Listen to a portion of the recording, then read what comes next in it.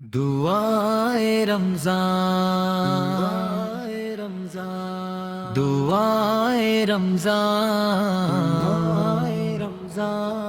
دعائے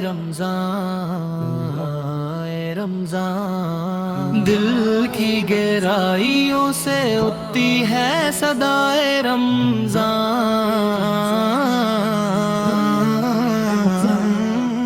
رب کریم کی رحمت کی ہوتی ہے یہ پہچان۔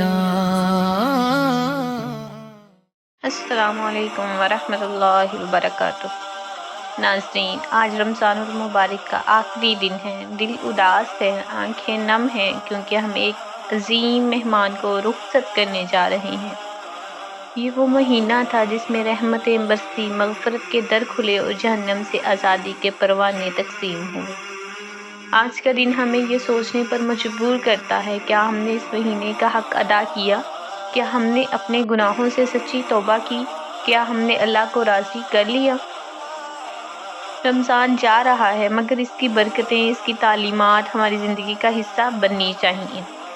آج کا دن صرف اختتام نہیں، یہ ایک نئے سفر کی شروعات ہے، جہاں ہمیں رمضان کے بعد بھی نیکیوں کو جاری رکھنا ہے۔ آئیے اس آخری لمحے میں ہم سب مل کر اللہ تعالیٰ کے حضور جھکتے ہیں اور دعا کرتے ہیں، یا اللہ، اگر ہم نے اس رمضان میں کوئی نیکی کی تو اسے قبول فرما، اور اگر ہم سے کوتاہیاں ہوئیں تو اپنے کرم سے معاف فرما دے۔ یا اللہ، ہمیں اگلا رمضان نصیب فرما اور ہمیں ہمیشہ اپنی رضا والے راستے پر چلنے کی توفیق عطا فرما۔ رمضان جا رہا ہے، مگر قرآن ہمارے درمیان ہمیشہ رہے گا۔ آئیے آج کے اس آخری دن میں ہم اپنے دلوں کو اللہ کے کلام سے جوڑ لیں اور اپنے آنسوؤں کے ساتھ اس پیغام کو محسوس کریں۔ سماعت فرماتے ہیں تلاوت کلام پاک، اور اس بابرکت ساتھ میں ہم دعوت دیتے ہیں کہ تشریف لائیں اور اپنے خوبصورت لہجے میں قرآن پاک کی تلاوت سے ہم سب کے دلوں کو منور فرمائیے۔ بسم اللہ الرحمن الرحیم انا انزلناه فی لیلۃ القدر وما ادراک ما لیلۃ القدر لیلۃ القدر خیر من الف شہر تنزل الملائکۃ والروح فیہا بإذن ربہم من کل امر سلام ہی حتی مطلع الفجر۔ شروع اللہ کا نام لے کر جو بڑا مہربان نہایت رحم والا ہے۔ ہم نے اس قرآن کو شب قدر میں نازل کرنا شروع کیا، اور تمہیں کیا معلوم کہ شب قدر کیا ہے؟ یہ 1000 مہینے سے بہتر ہے۔ اس میں روح الامین اور فرشتے ہر کام کے انتظام میں اپنے پروردگار کے حکم سے اترتے ہیں۔ یہ رات طلوع صبح تک امان اور سلامتی ہے۔ جزاک اللہ۔ اب ہم بڑھتے ہیں ایک خوبصورت نعت رسول کی طرف، جو ہمارے دلوں کو مزید نرم کرے گی اور ہمیں عشق مصطفیٰ میں ڈبو دے گی۔ میں دعوت دیتی ہوں کہ تشریف لائیں اور بلہائے عقیدت پیش کریں۔ اللہ اللہ بادل نے آسماں پہ لکھا، اللہ اللہ اللہ اللہ بادل نے آسماں پہ لکھا، اللہ اللہ بادل نے آسماں پہ لکھا، اللہ اللہ بربتی کی تاروں نے کہا، اللہ اللہ اللہ اللہ اللہ اللہ اللہ اللہ۔ وہ سورت یاسین ہو یا سورت رحمان، اللہ اللہ وہ سورت یاسین ہو یا سورت رحمان، اللہ اللہ وہ سورت یاسین ہو یا سورت رحمان، اللہ اللہ وہ سورت یاسین ہو یا سورت رحمان، وہ سورت یاسین ہو یا سورت رحمان، قرآن کے لفظوں کی صدا اللہ اللہ اللہ اللہ اللہ اللہ اللہ اللہ، شبنم گری جو پھولوں پہ کہتی ہوئی ثنا اللہ اللہ، شبنم گری جو پھولوں پہ کہتی ہوئی ثنا اللہ اللہ، شبنم گری جو پھولوں پہ کہتی ہوئی ثنا، شبنم گری جو پھولوں پہ کہتی ہوئی ثنا، بلبل نے آسماں سے کہا اللہ اللہ اللہ اللہ اللہ اللہ اللہ اللہ اللہ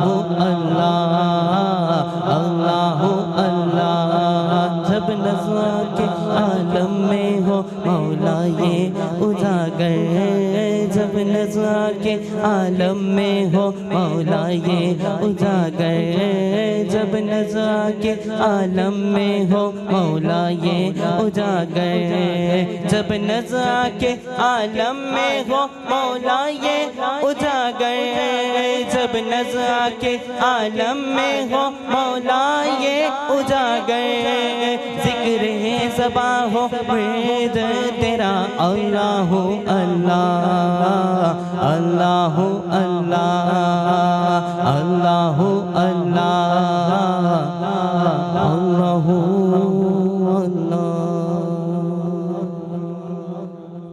سبحان اللہ۔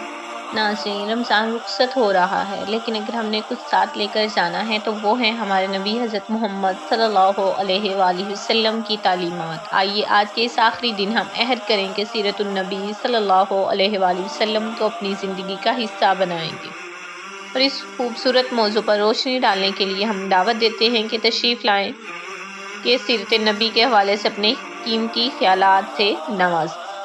بسم اللہ الرحمن الرحیم، السلام علیکم ورحمۃ اللہ وبرکاتہ۔ ناظرین، جیسا کہ آپ جانتے ہیں کہ ہم نے سیرت نبوی صلی اللہ علیہ وسلم کا سلسلہ شروع کیا ہے۔ آج کا ہمارا موضوع ہے قرآن پاک کا نزول اور جمع و تدوین۔ قرآن پاک کا نزول رمضان المبارک کے مقدس مہینے میں شروع ہوا، خاص طور پر شب قدر کے موقع پر۔ یہ نزول تقریباً 23 سالوں پر محیط رہا، جو مکہ اور مدینہ دونوں جگہوں پر ہوا۔ مکی صورتیں زیادہ تر اخلاقیات اور عقائد پر منحصر تھیں، جبکہ مدنی صورتوں میں عبادت، معاملات اور معاشرتی قوانین کی تعلیمات ملتی ہیں۔ رسول اللہ صلی اللہ علیہ وسلم کے زمانے میں قرآن پاک مختلف شکلوں میں تھا، جسے حضرت ابوبکر صدیق رضی اللہ تعالیٰ عنہ نے جمع کیا، اور حضرت عثمان رضی اللہ تعالیٰ عنہ نے اسے ایک معیاری مشخص شکل دی۔ اس میں کل 114 صورتیں، 14 سجدے اور مکی اور مدنی صورتوں کی تقسیم شامل ہے۔ تو آئیے ناظرین، اب چلتے ہیں پچھلی قسط کے سوالات اور جوابات کی جانب۔ پہلا سوال تھا کہ حضرت عثمان رضی اللہ تعالیٰ عنہ نے اسلام کیسے قبول کیا اور نبی اکرم صلی اللہ علیہ وسلم کے ساتھ ان کا رشتہ کیسا تھا، جس کا جواب ہے حضرت عثمان رضی اللہ تعالیٰ عنہ نے حضرت ابوبکر صدیق رضی اللہ تعالیٰ عنہ کے ذریعے اسلام قبول کیا۔ وہ نبی اکرم صلی اللہ علیہ وسلم کے داماد تھے اور ان کی 2 بیٹیوں سے آپ کا نکاح ہوا۔ دوسرا سوال، انہیں ذوالنورین اور غنی کا لقب کیوں دیا گیا؟ جواب، ذوالنورین کا لقب انہیں نبی اکرم صلی اللہ علیہ وسلم کی 2 بیٹیوں سے نکاح کرنے کی وجہ سے ملا، اور غنی کا لقب ان کی سخاوت اور اللہ تعالیٰ کی راہ میں بے شمار خرچ کرنے کے لیے۔ تیسرا سوال، حضرت عثمان رضی اللہ تعالیٰ عنہ کے دور خلافت میں کون کون سی ترقیاں ہوئیں؟ جواب، ان کی خلافت میں بحری بیڑوں کی تشکیل، سلطنت کی وسعت اور قرآن مجید کو جمع کرنے جیسے بڑے کام ہوئے۔ چوتھا اور آخری سوال، حضرت عثمان رضی اللہ تعالیٰ عنہ کا سلوک غلاموں کے ساتھ کیسا تھا؟ جواب، آپ ہمیشہ انہیں اپنے جیسا کھلانے اور پہنانے کا حکم دیتے اور ان سے ان کی استطاعت سے زیادہ کام نہیں لیتے تھے۔ تو آئیے ناظرین، اب چلتے ہیں آج کی قسط کے سوالات کی جانب۔ سب سے پہلا سوال ہے قرآن پاک کا نزول کس مہینے میں شروع ہوا؟ دوسرا سوال، نزول کتنے عرصے پر محیط رہا؟ سبحان اللہ، سبحان اللہ۔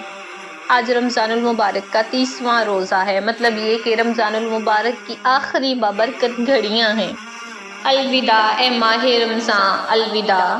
تیری رحمت کا سما الوداع، تیری برکت تیری ساتھ الوداع، تیری رحمت کی گھڑی الوداع۔ ہم نے تجھ میں رب کو پایا اے رمضان، اب جدائی کا ہے سما اے رمضان۔ آئیں اس آخری گھڑی میں اپنے دلوں کو نرم کریں، آنکھوں کو اشکبار کریں اور اپنے رب کے حضور عاجزی کے ساتھ ہاتھ اٹھائیں۔ یہ وقت ہے مانگنے کا، یہ وقت ہے بخشش کا، یہ وقت ہے رب کے حضور اپنی حاضری لگوانے کا، یہ وقت ہے رب کو راضی کرنے کا۔ آئیے ہم سب ہاتھ اٹھا کر اپنے رب کریم سے آج کی آخری بابرکت گھڑیوں میں بخشش طلب کرتے ہیں۔ اللہم صلی علی سیدنا محمد وعلی آل سیدنا محمد بعدد کل ذرۃ مئۃ الف مرۃ۔ اللہم صلی علی سیدنا محمد وعلی آل سیدنا محمد بعدد کل ذرۃ مئۃ الف مرۃ۔ اللہم صلی علی سیدنا محمد وعلی آل سیدنا محمد بعدد کل ذرۃ مئۃ الف مرۃ۔ ربنا آتنا فی الدنیا حسنۃ وفی الآخرۃ حسنۃ وقنا عذاب النار وقنا عذاب الدجال وقنا عذاب الحشر وقنا عذاب المیزان وقنا عذاب الفلسغات۔ ربنا لا تؤاخذنا ان نسینا او اخطأنا ربنا ولا تحمل علینا اصرا کما حملته علی الذین من قبلنا۔ یا اللہ تو غفور الرحیم ہے، یا اللہ تو شہنشاہوں کا شہنشاہ ہے، یا اللہ تو بادشاہوں کا بادشاہ ہے۔ اللہ ہمارے صغیرہ کبیرہ گناہ معاف فرما کر ہم سے راضی ہو جا۔ اے اللہ ہم تیرے گناہ گار بندے ہیں، ہم سے کوتاہیاں ہوئیں، خطائیں ہوئیں، لیکن تو غفور الرحیم ہے، یا اللہ تو ہمیں معاف فرما۔ یا اللہ اس رمضان میں جتنی عبادت ہم نے کی اسے قبول فرما، جو کمی رہ گئی اسے اپنے فضل سے پورا فرما۔ یا اللہ ہمیں لیلۃ القدر کی برکتیں نصیب فرما اور ہمیں ان لوگوں میں شامل فرما جنہیں تو نے بخش دیا۔ اے اللہ ہمارے والدین کی مغفرت فرما، ان کی قبروں کو جنتی باغوں میں سے ایک باغ بنا دے۔ یا رب بیماروں کو شفائے کاملہ عطا فرما، پریشان حالوں کی پریشانیاں دور فرما، مقروضوں کے قرض ادا فرما۔